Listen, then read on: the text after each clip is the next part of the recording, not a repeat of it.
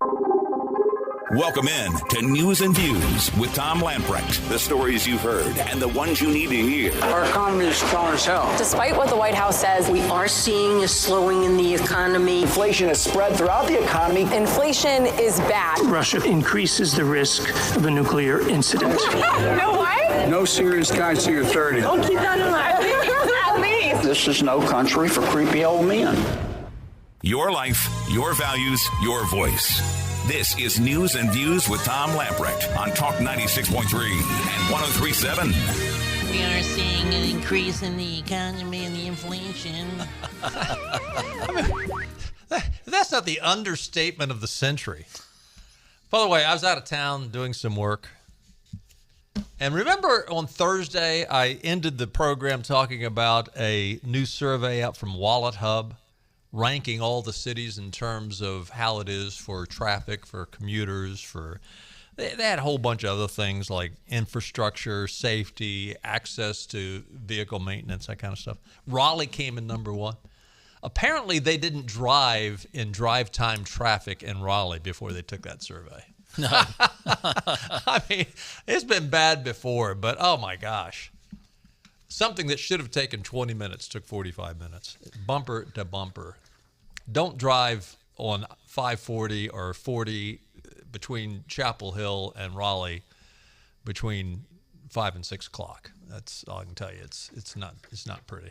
I do whatever I can do to avoid, if it means going up hours before I need to get there. Oh yeah. I mean, well, and people that work there do that. I mean, they time their commute based on when the roads are going to be empty. A lot of people that have to travel from, in fact, my son-in-law for a while traveled from Cary to Carborough, and he'd get up in the wee hours of the morning to do it. News and Observer has asked legislative candidates about their positions on a variety of issues, including one of the questions was on the issue of abortion. Now that Dobbs has taken place and Roe v. Wade has been overturned and it's returned back to the states, obviously, this is going to be something that the legislature is going to deal with. Now, they might be dealing with it for a couple of years if they don't get a supermajority, but let's assume they get a supermajority. They're going to have, and Republicans have the opportunity to codify some new law related to abortion in North Carolina. Now, it was interesting. There was a number of different choices that Republicans and Democrats could have picked. Of the Republican legislative candidates who responded, and this is not, obviously, they didn't poll every candidate out there, but of the ones that were polled and responded, more than 63% said abortion should be restricted further than the current ban at 20 weeks of pregnancy. The remaining Republicans said that the current 20-week ban should stay in place, or they were undecided. So 63% said in one form or fashion there ought to be more restrictions on abortion. On the other side of the aisle, though, 73% of Democrat candidates who responded to the survey said there should be fewer restrictions on abortion, including, now this is in the state of North Carolina. I was actually surprised at this. 35% of Democrats in the state legislature, or Democrats who are running to serve in the state legislature who responded to this, said there should be no restrictions on abortion at all. Right? I guess they would agree with Ralph Northam. Would you go so far as to say let the baby be born and then let's decide? That is shocking to me. 35% of state representatives that are Democrats would say no restrictions at all concerning abortion. You know, in Cherry Beasley's ads, which I'm not sure if it's her ads or one of the PACs, continue to kind of misstate Ted Budd's position, which Ted Budd's been unapologetically pro-life. Pro-life for sure, but they continue to say that Ted Budd will not let you have an abortion for anything. Yeah, rape or whatever. The mother can die before we have an abortion. And those things are, those ads are obviously effective. I told you about. Well, let's see, we had Ted Budd on Wednesday. Was it Wednesday? And I believe it was that night. I just got invited to someone's little get together, and there was people of all types there, and I heard some conservatives talking about, well, that's kind of hard to defend. Ted Budd, won't do. And I'm like, where are you getting this stuff from? I said, just you can't believe commercials, and but they work. In the debate, Jerry Beasley said, well, I just sort of think abortion ought to be within the same basic framework as what Roe was. Well, what is that? I mean, that's just gobbledygook. Mm-hmm. And give us exactly what if you had the magic wand, Beasley, and you could wave it, and abortion would be whatever. Now she's not going to tell us the truth on that, but what would it be? What would it look like? And it would probably look very similar to Ralph Northam. Yeah, Ted Budd should have just he should just say on that situation, hey, you're not a judge anymore. You can't stand behind that. You can't comment on a case on a future case. Right. No. You're running for Senate. What is your belief on this topic? Bingo. Did you hear about this Gregory Hahn, a veteran and a single father up in Harnett County? He goes in to serve on jury duty, and Harnett County Judge Charles Gilchrist throws him in jail because he refuses to put on a mask. Now, in Harnett County, there's no mandate that you have to wear a mask in the courtroom at any of the courts in Harnett County or any of the county office buildings. There's no state guidelines. No state guidelines or federal guidelines you have to wear a mask. The interesting thing was when he was being lectured by this Charles Gilchrist on the fact that you would either put on a mask or I'm going to throw you in jail, he wasn't wearing a mask. He shows up for jury training with 98 others. The vast majority of them, none of them were wearing a mask. And the bailiff comes and picks him out and says, come with me. Judge Gilchrist wants to see you. And he says, are you going to put on a mask? And he says, no, I'm not going to wear a mask. There's no mandate to wear it, and I can't do it. I cannot stand being in a mask. And he says, you will either put on a mask or I'm going to throw you in jail. He threw him in jail for 24 hours. And now Gregory Hahn has said that, you know what, I'm thinking about a lawsuit here. And I hope he does. I absolutely think he should. Not only for the fact that he ought to be given some compensation for the harassment, the embarrassment, and the time he had to spend in jail, but frankly, what this judge did is bullying. In fact, Hahn said, it just took one person to make a stand and no one else joined me. It's hard to do the right things, and I tell my kids, stand up for what you believe in and don't be bullied. That is a great line because that is exactly what this Gilchrist is a bully. But he needs to be taken down a peg. This guy, Hahn, needs to sue this county, this judge. I mean, is this guy going to stand and say, well, I'm a judge, you can't sue me, but I don't know how the law works on that. I think he could sue the guy. But he needs to be taken down a notch. And just as this guy, Gilchrist, is trying to bully Hahn, basically saying, when we say jump, you say how high on the way up. And if you don't do what we say, we're going to punish you. Well, this guy needs to be punished. And frankly, a lawsuit that hits him personally in the pocketbook would be very appropriate right now. And this is a district court judge? Harnett County Judge Charles Gilchrist. I am not sure whether it's a county judge or a district judge. It's a good question. Let me guess he's a Democrat, you think? Well, I can tell you for sure he was appointed by Beverly Perdue. So, yeah, I don't think Governor Dumpling would have appointed a Republican or a conservative. Just saying. Yeah, this has made national news, though. This guy was on Tucker Carlson the other night. Yeah. Well, North Carolina Superior Court judge. Yeah. Gilchrist. Yeah. Charles Gilchrist. What is he doing this for? I mean, he's a bully. He's a thug. And listen, this is how they all operate. If you don't do what we say, we're going to punish you. You are going to suffer. The Democrats, the Wake crowd wants everybody to get into line. As you have said before, you not only need to capitulate, you need to celebrate. You need to celebrate what we're selling. And you know, these Democrats, the only word they can talk about now is fascism. And yeah, and what is this? And everything that's on their party platform is fascist. Is fascist. I mean, it's just amazing to me. Speaking of abortion, a lawsuit settlement out of the city of Greensboro. The city of Greensboro has agreed that it violated First Amendment speech rights of several pro-life protesters by barring them from accessing a sidewalk outside of an abortion clinic.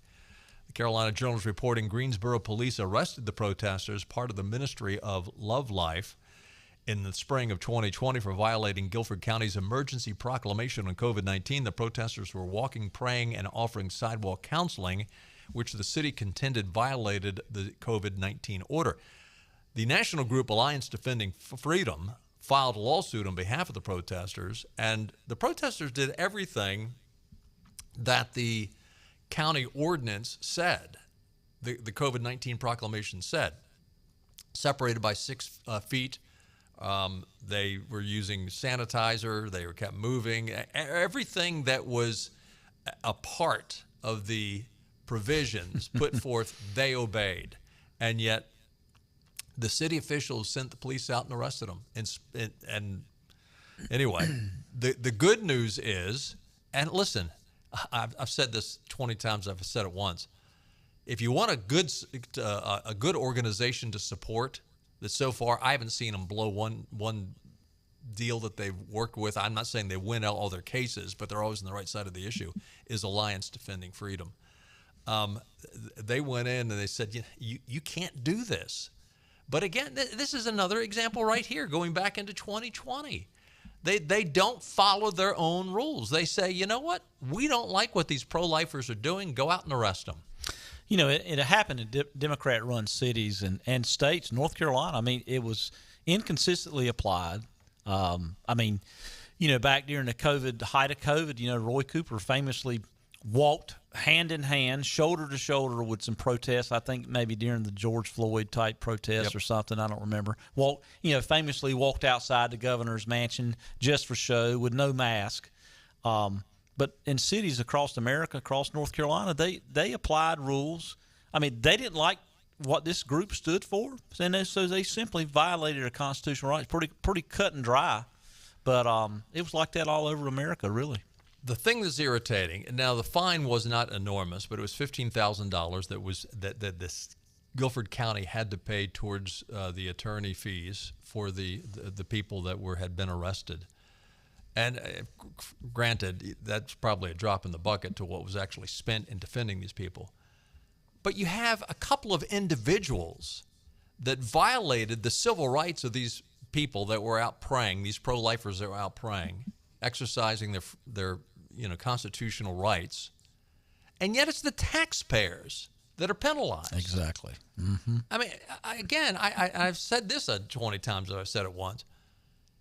I've said this 1,000 times. I've said it once.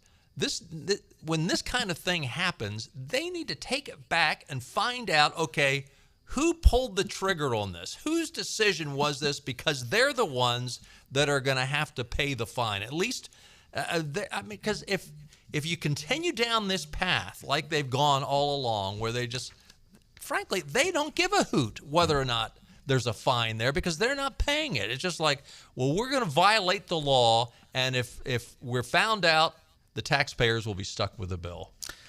You know, this kind of thing has been so rampant, not only in this particular issue on this march that was going on, but so inconsistently applied throughout the country on whether it be school systems or church or whatever.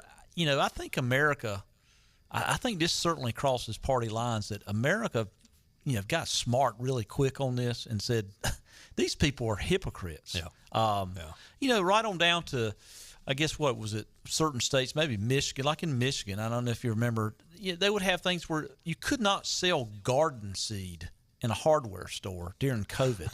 That was one of the prohibited items. Like, you've got to be kidding me. Why? I mean, it's like some of them, I think truly some of them found it as their opportunity to be fascists, to be in complete control, to lock people up, put them inside, and where they had nothing to do, and then but it never was consistently applied during the whole time. During the race, George Floyd and race marches and all of 2020. Every time the issue was brought up, well, this is a different issue. This, you have to let them protest, and you've got to let these circumvent the rules for this, and then to inconsistently apply it against this organization. So Joe Biden has been in office now, as of Sunday, 21 months, which, just a little rough arithmetic here, 21 months times 30 days is 630 days. What happened? Now, this is CNN that did a little study on this. Town Hall's reporting it. Of 630 days in office, how many vacation days would you say he has had? I would say 240.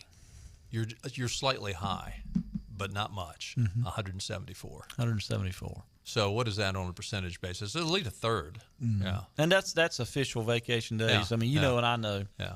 Oh yeah.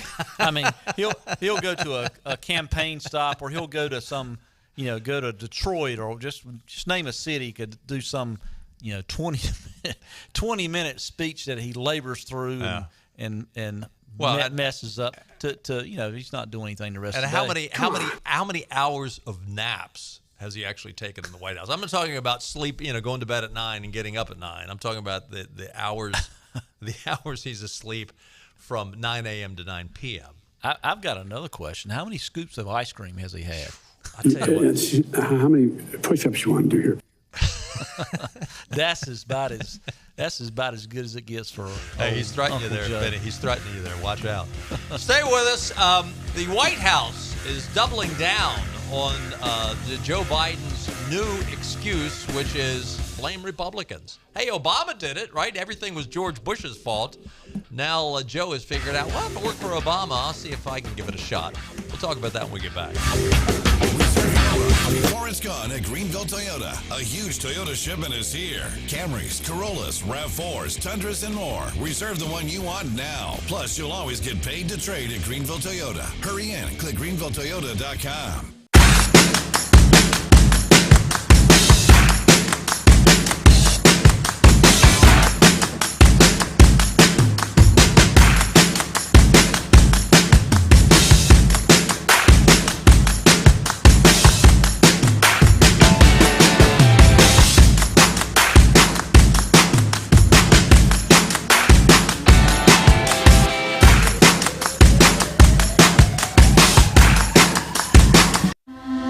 This is about you, your family, and the health of all who live in Eastern North Carolina. This is about the transformation of a health system into something more powerful and more human, about creating new ways to treat disease and keep you well. This is about ECU Health, which is to say, it's really all about you. ECU Health. Minds, hearts, purpose. Other restaurants claim their food is fresh and fast, but are they friendly? At Moore's, you're treated like family the minute you walk into their doors. With locations in Winterville, Newbern, Swansboro, Morehead City, and Jacksonville. We've been practicing what we preach since 1945. At Moore's, our barbecue is slow cooked and smoked over real wood daily until it's so tender it's falling off the bone. Combined with our fresh chicken, cooked-to-order seafood, and homemade fixins, we're sure you'll agree. If it's not Moore's, it's less.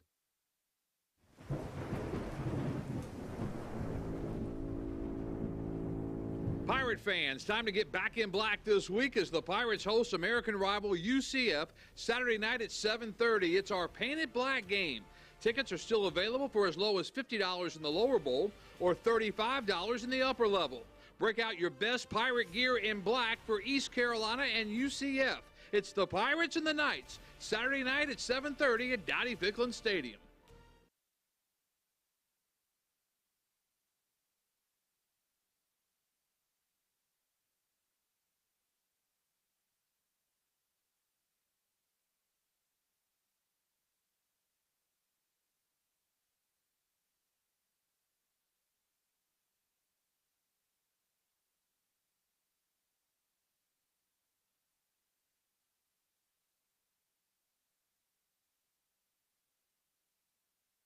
A huge Toyota shipment just arrived at Greenville Toyota, and more are coming. Reserve your ride now and get the Greenville Advantage with no-cost maintenance, oil changes, free loaners.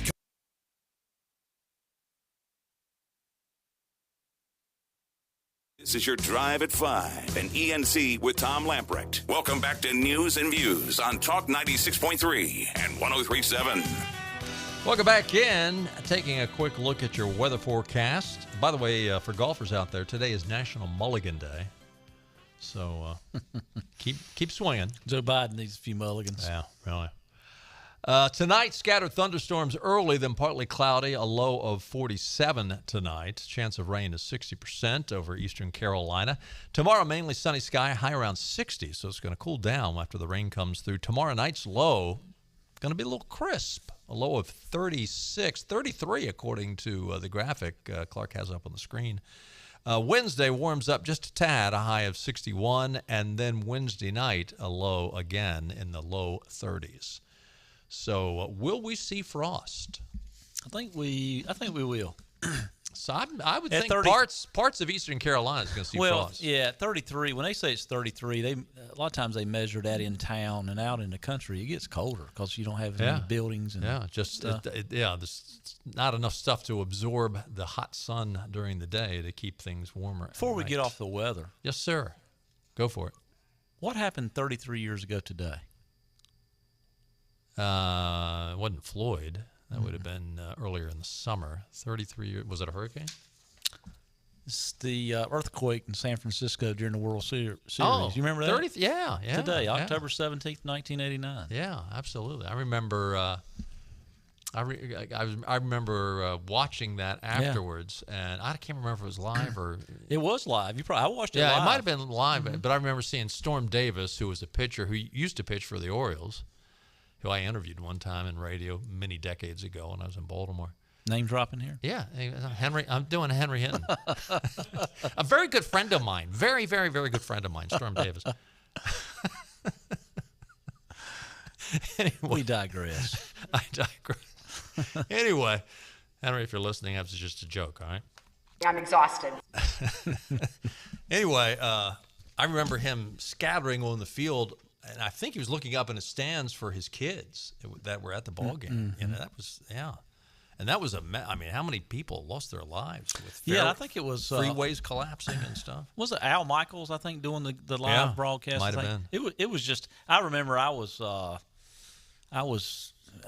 just out of college, or no, it was my last semester of college actually, and I just couldn't believe it because I was a big baseball fan watching it happen live, and it was pretty intense. 33 years ago, huh?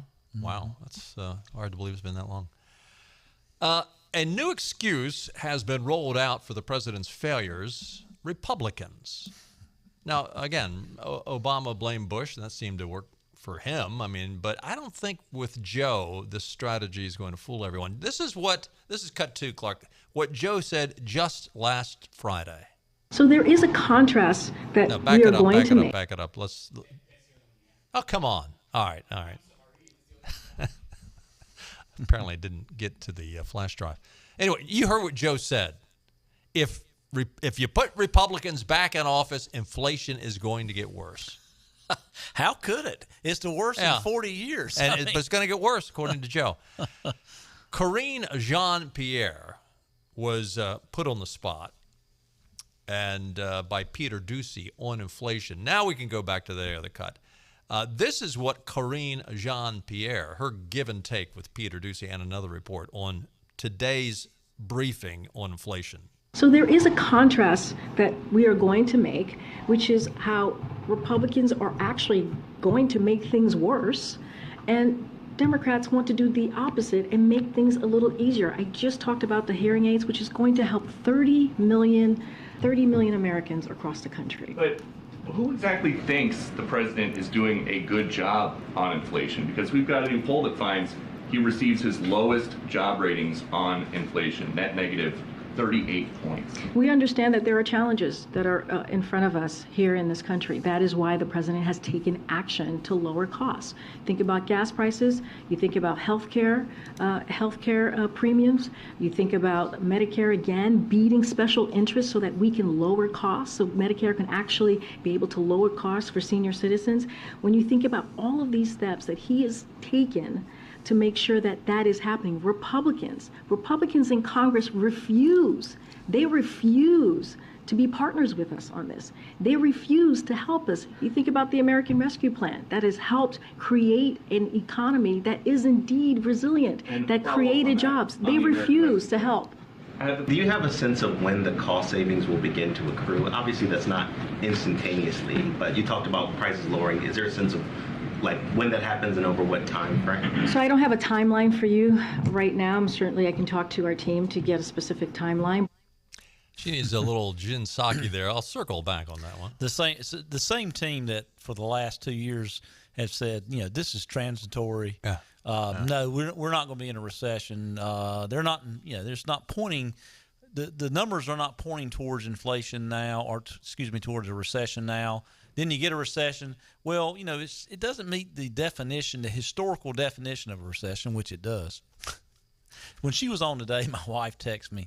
She made an observation. She was listening to us. She said, she reminds me of the person in school that did a book report, 15 pages that should have been 5, and she just repeated the same thing over and over and over again. And didn't read the book. Yeah, there you go. Yeah, read the Cliff Notes and still got it wrong. She says, we understand that there are challenges. You think?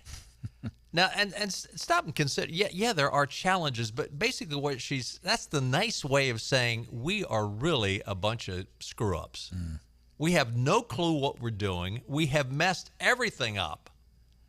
But if you put Republicans in charge, it'll be worse.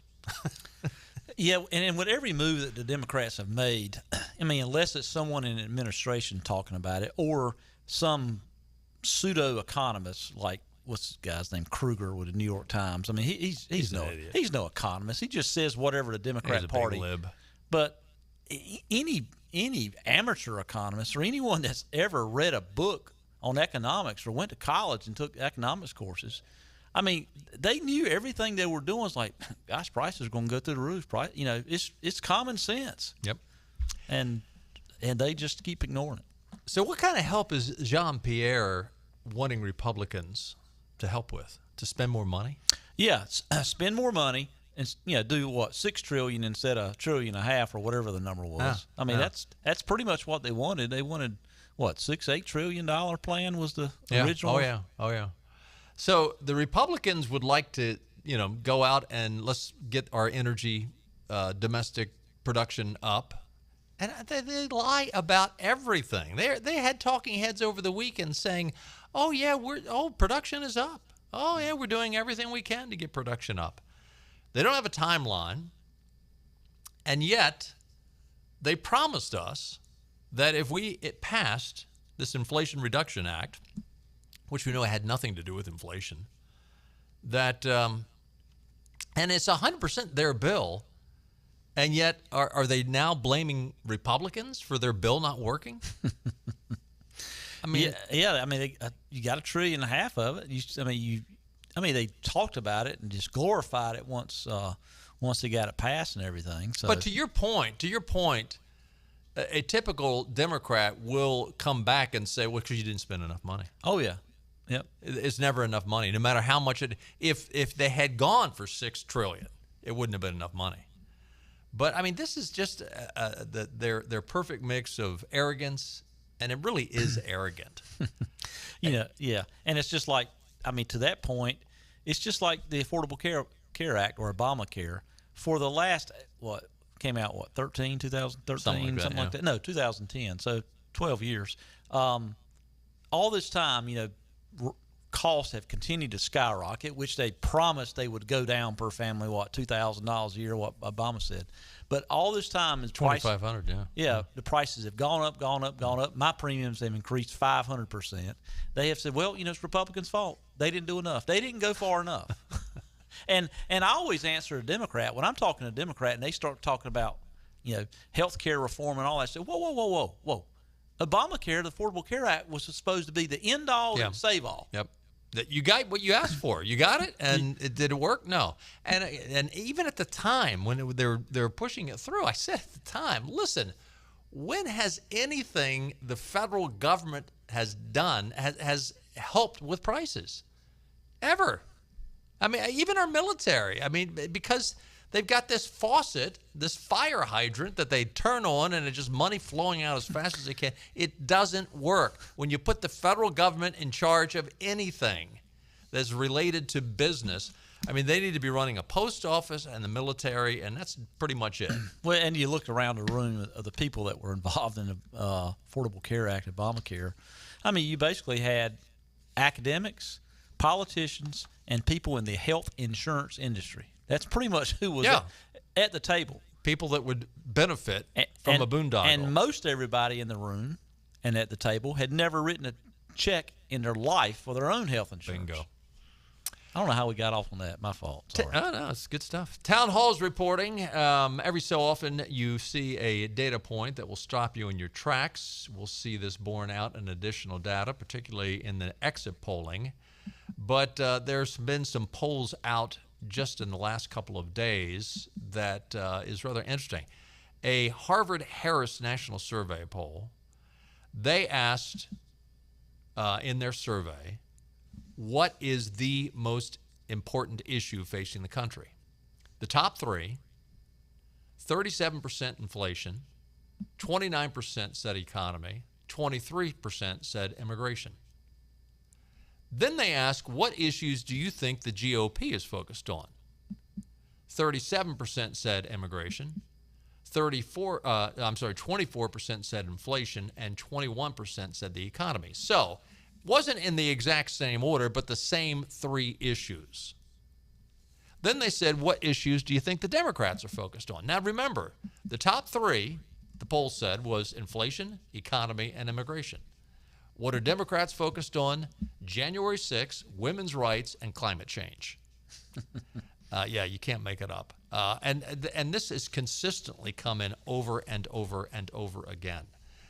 Interesting number from the new Harris poll as well said, quote, the police are one of the most popular U.S. institutions with a net favorability 19 points higher than the CDC, 24 points higher than the FBI, 33 points higher than the DOJ, and 83 points higher than Antifa.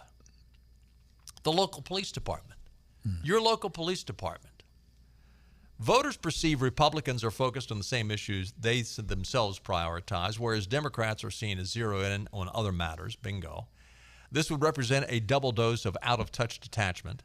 Democrats appear to be misprioritizing issues in their minds of voters, and on the single most important issue, the country's leading Democrat has no grasp on the challenge. That same poll with leaners. Now, leaners would mean, well, I lean Republican or I lean Democrat. With leaners, show the GOP opening up a serious lead on the generic 2022 ballot. Republicans hold a 6-point lead over Democrats on the 2022 congressional generic ballot among likely voters with leaners, 53% to 47%. Similar to a Trafalgar poll, their new generic ballot poll was taken October 10th through 12th. Similar margin, 48.2%. This is just a generic congressional poll. 48.2 for Republicans, 42.9 for Democrats, 8.9 undecided. And by the way, if you watched Fox News over the weekend, you might have been surprised to hear them talk about their new poll that just came out, which said that the Democrats had a 3-point advantage. Now, this is Fox News, and I was a little surprised that they did this because I've actually heard people on Fox News complaining that, when you get this close to the election, you don't poll registered voters. You poll likely voters. Well, in the Fox News poll, I was surprised, too, that they didn't announce this. But it was not likely voters, it was registered voters that they said the Democrats had. Because the likelihood of people going out and voting is really important to your polling. In the likely voter category, the Fox News poll said, yeah, Republicans are up by 1 point. Also, a YouGov poll. So, I mean, poll after poll after poll is consistently showing the same things. CBS YouGov, again, CBS, not a conservative outlet. Republicans hold a 2-point lead over Democrats on the generic ballot, 47 to 45%. CBS polling also found out that abortion is the sole focus of Democrat campaign efforts, and yet that has fallen to 7th on the issue matrix. The New York Times Cenia poll has Republicans up 4%. That poll just came out today. So take heart if you're a conservative. Well, let's put you on the spot here. We can either do this now or we can wait and do it Wednesday because early voting in North Carolina starts Thursday, October 20th. Mm-hmm. You want to make your predictions, my predictions? For what? Specifically? I'm thinking for how many House and Senate seats? Yeah, I'm thinking at a minimum we need to. Okay, what's going to happen with the Bud Beasley race? Bud is going to win that. So you ready to go ahead and do this? Yeah. Okay. All right. Are you going to write it down? Yep. All right. Okay, Tom. Well, I'll tell you what. Stay tuned. We'll be back with our predictions. Some breaking stuff. Right after this. We'll be right back. Seconds on the clock. He hands it off. Finds a hole in the middle. Clear. Nothing but incredible. A touchdown for the win. I can't believe it. Pizza. Better with Pepsi.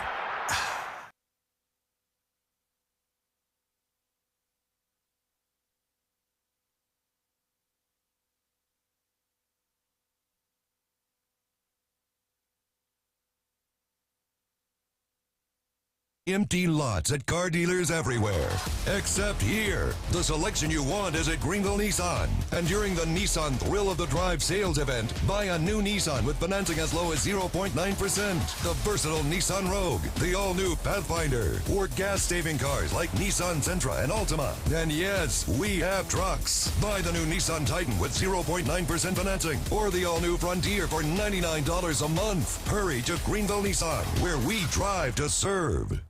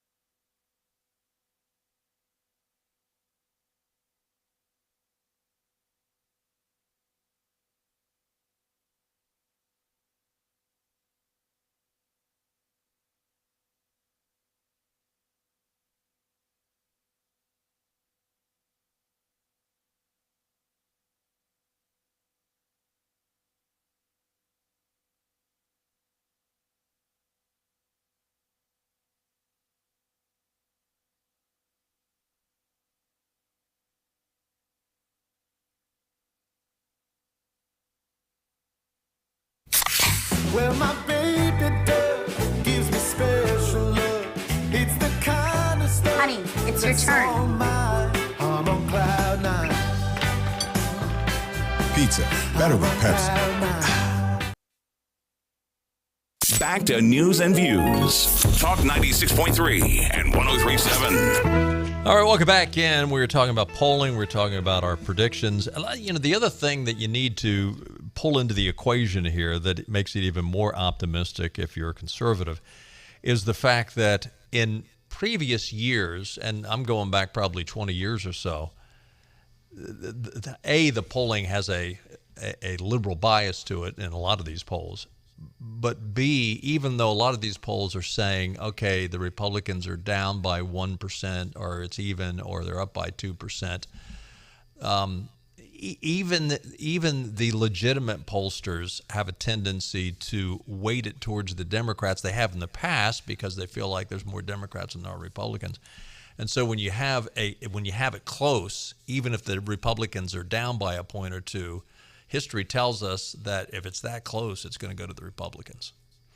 Yeah, and last election, which is a presidential election, and obviously turnouts are different, but Republicans in just about every race outperformed what all the polling, even polling that's typically considered fair polling, they still pretty much outpaced them. I think. And they're tightening. Almost every race that's important in North Carolina and then nationwide, they're tightening to the Republicans' favor. And listen, even in this race, there's a couple of races out there that I'm looking at myself and I'm thinking, I'm not that impressed with the person that's running for the Republican Party. I'm just not that impressed with that person. Well, I'm still going to go vote, and I'll probably still vote for that individual. But can you imagine if it was that way for all the people that you were voting for? Yeah. Mm-hmm. And you say to yourself, the hell with it. I'm not going to vote. And, and I stress to people all the time that, supported another candidate in the primary. Let's just take, for instance, the Senate seat. Say you're an ardent supporter of Pat McCrory or Margie Eastman. If you don't go vote and vote for conservative and vote for Ted Budd, then you're basically rubber stamping that you're okay for the Democrats to control the Senate. Right. You're okay with the Biden agenda. And even if you don't like them, you got to get. If you're conservative, you got to go do it. Yeah. It's just the way it is. All right. So let's go down the list here real quick. Who you got? Ted Budd, Cherry Beasley. Bud. Okay, I'm Bud too. All right. Are you writing all these down? It's close. Right? I am. Will North Carolina Supreme Court flip to be controlled by Republicans? Controlled by Republicans. Yes. I believe that to be the case. And I think they'll win both seats. I do. Okay. Will the North Carolina Senate win enough seats to be veto-proof? And we were trying to figure out how many they need, and I'm not sure of the number. I should know that. But I'm going to say yes. I think they will. House? Yes. Okay. That's even easier. Yep. I think they will. I think they will get a veto. I think enough people have had enough of Roy Cooper and his control, and by just using politics to control the state for the last 2 years. All right. Will the Republicans take back the Senate and have 51 votes in the Senate? I think they will have more than 51 votes in the Senate. Okay. So yes. I do not think so. Okay. Okay, House. Will the Republicans continue to control the House, and will they add seats? Yes, I would say they're going to add 20-plus seats. 20-plus, okay. And I agree with you on that. It looks like the only where we disagree is U.S. Senate. U.S. Senate. I'm just not confident in looking in some of these polls. I can't imagine in Pennsylvania Fetterman beating Oz, but the polls still are some of the closest ones 2-3% in Fetterman's favor, but a lot of them are 7-8%.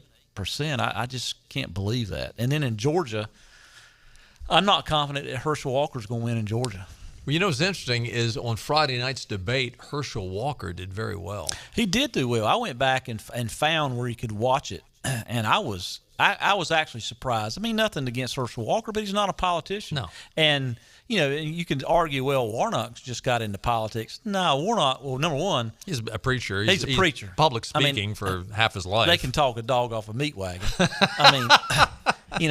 And number two, just John Kennedy. I have to give him credit for that line. But also, Warnock was. He was in politics. He was not in elected office, but he's been significantly involved in the Democrat Party in Georgia, making presentations for getting out to vote and all that. So he's a skilled politician, and I actually thought Herschel Walker outshined him. Yeah. I thought he outshined him. I think he outshined him. But the other reason I'm optimistic is there is a surgence. I won't say a resurgence, but a surging of black conservatives. It continues to grow, and I am so grateful and so impressed because I've been saying for 20 years and for the last 14 years on this program, that the conservative movement will really see itself come into the next level up as traditional Democrats that have been lifelong Democrats wake up, and I'm referring to the black population who have always voted Democrat, have awakened to the fact that the Democrat ideology is there strictly for them to vote for the Dems. And listen, Johnson said this when he passed the Civil Rights Act of 1964. We'll have these blankety-blank N-word people voting for us for the next 200 years. I know, and they've continued to use. They've continued to use the black community for years for votes, and some of them are wising up to it. You know what? Last time I heard from you Democrats was 4 years ago. Yeah, we hear from you every 4 years. Yeah, you know. And even what's the guy's name? Charmaine the God or something. Mm-hmm. Even he has come out and said something in the last couple of weeks, equivalent to what you just said. Yeah. Stay with us. We'll be right back.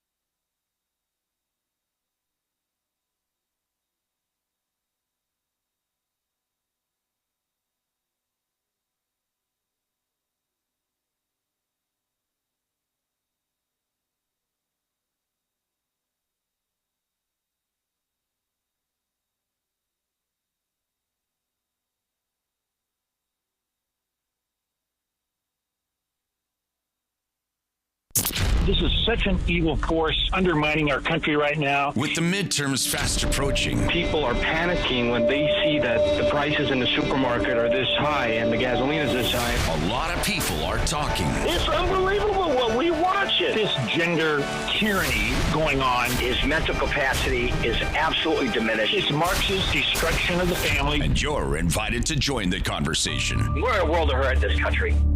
Let your voice be heard this November. Register to vote now at vote.gov from Talk 96.3 and 103.7. So this is a story we really want to spend more time on. We might have to take this over to tomorrow.